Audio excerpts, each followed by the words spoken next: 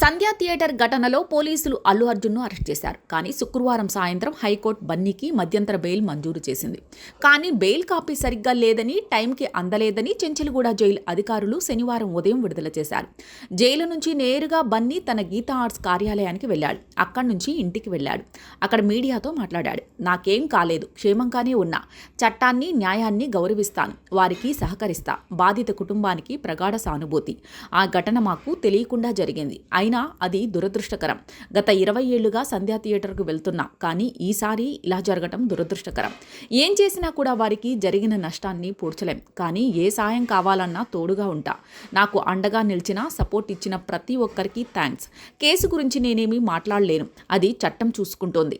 చట్టం తన పని తాను చేసుకుంటూ పోతుంది. నాకు న్యాయ వ్యవస్థ మీద నమ్మకం ఉంది. ఈ కేసు గురించి నేను ఏమీ మాట్లాడను అని అల్లు అర్జున్ అన్నాడు.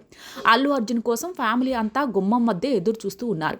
ఇక బన్నీ రాకతో అర్హా అయాన్లు పరిగెత్తుకుంటూ వచ్చారు. తండ్రిని చూడడంతో పిల్లలు తెగ సంతోషపడ్డారు.